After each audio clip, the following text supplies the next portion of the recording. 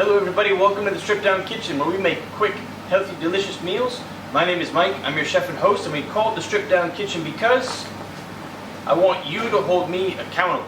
So, when you follow along, you know that I'm practicing what I'm preaching. And today, what we're going to do is a mayonnaise. So, mayonnaise, commonly considered really unhealthy. It's not necessarily the product itself, it's how the product is produced in mass markets. Basically, they hydrogenate the oil, and we're not going to do that. And what you see nowadays are like avocado-based mayonnaise and so on and so forth.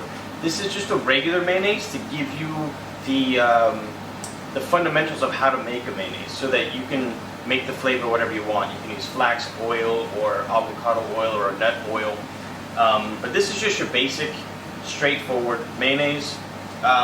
Very few ingredients, surprisingly, maybe for you, but not for me, is the base is going to be egg yolk, which is going to go straight into the bowl. But we're going to use a slightly bigger bowl than what you think you need, because you need to have a lot of range of motion with this. If you have an electric mixer, I suggest you use that. It's faster and easier, but I'm going to use a whisk because the guns are already out, so you might as well use them, right? And so, in there first is going to be the egg yolk, and then we're going in with some Dijon mustard. Now the Dijon mustard is going to do two things. First thing it's going to do is add flavor. Second thing it's going to do, which is going to be very, very important, is help bind the oil together with the yolk and eventually the water. And so you can make it without the mayonnaise, or sorry, without the mustard, but you might as well use it. Give yourself a little bit of a safety net to work from. And then from here, basically you're just gonna whisk this initial stage until it's almost light in color, almost like a pale yellow. Basically you're incorporating the air to give space for the oil to bond to the other molecules. Essentially, clockwise, counterclockwise, really doesn't matter. Just keep going and going. It's going to take a couple of minutes, so again, I recommend using the electric mixer. But if you want to feel like I feel, do it in front of a mirror, so you can physically see that you look ridiculous. Okay, so this is going to go on for as long as it's needed until it's slightly increased in color. And so you saw when I made the first initial couple of rounds, it was much darker than this. The more air that you whip in, the lighter the color is going to be. So we've got a lot more whisking to do. And so this is where I'm going to stop. And then what I'm going to do, if you're using a bowl and a whisk, eventually you're going to need to put something underneath it to keep the bowl from running around on you. And so that's why I have this napkin under here, so that when I'm whisking it, I can pour and whisk at the same time.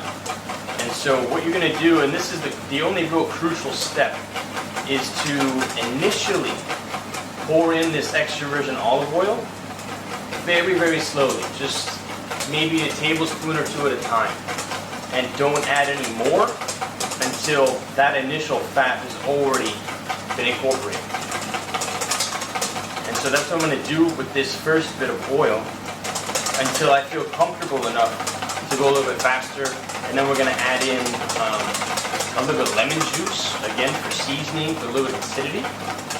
And it's also going to help thin it out so that we can add more oil. And egg yolks really, really do absorb a lot of fats. You can use 3 or 4 egg yolks and get a liter's worth of mayonnaise, as long as you do it properly. So you can see already it's gotten quite thick compared to what it was, and that's only about 20 to 30% of the oil that we're going to end up using.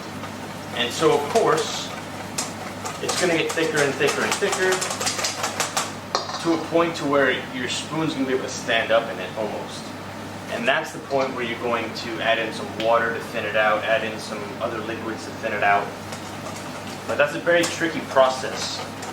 So please be cautious when you do that, because it will split if you add too much liquid, which means you have to start over. And again, This type of mayonnaise is really gonna last you maybe 5 days or so, because you are dealing with raw eggs. Even though they're pasteurized and they're gonna be in the refrigerator, it's still gonna collect some bacteria. I'm going a little bit faster now because I can see that it's getting really thick. And this is not really necessarily what you want. It's a little bit too thick. But remember, we have lemon juice. Because lemon juice is going to thin it out a little bit, but it's also going to add some flavor. And so you'll see, what else does it do? It lightens the color. Because we're breaking up those fat molecules, we're putting in more water, more air. It's going to get thinner. And so as soon as it thins out a little bit, you thicken it back up. And this is a process that you're going to do throughout the whole time, which is why I recommend electric mixer. Okay, so this is the point at which most mayonnaise looks like this. And that's, if you're happy with the texture, by all means, please continue with that texture. But I'm going to finish off all this extra virgin olive oil, the bit that I didn't spill. And I'm going to show you how to very, very gently and delicately add in some water to thin it out. Because if you were to add too much water to this, it would split, and then it wouldn't be a mayonnaise. You have to start all over again. So what I'm going to do is add literally maybe 10 milliliters of water. And you see how it looks nice and smooth and almost representative of what a mayonnaise looks like? But you have to do that really, really slowly, in a really, really small amount at a time, because, like I said, if something distracts you, or if you're not paying attention for whatever reason, you're going to put in too much water. It's not going to work. It's going to fail. And so from this point, since I'm happy with the texture, all of my ingredients are already inside. Now it's time for seasoning, because really simply, mayonnaise should taste a little bit acidic, like lemon juice, a little bit of salt and pepper, and that's more or less it. But that's just your baseline. You guys can season it however you like. You can add in, garlic powder, onion powder, some fresh chopped dill and chives. You have a ranch style flavor. But basically, you can sub out the extra virgin olive oil for avocado oil, or you can do half avocado and half extra virgin. You know what I mean? I think you kind of can grasp the amount of items that you can do with this flavor-wise, but essentially this is the product that you're looking for.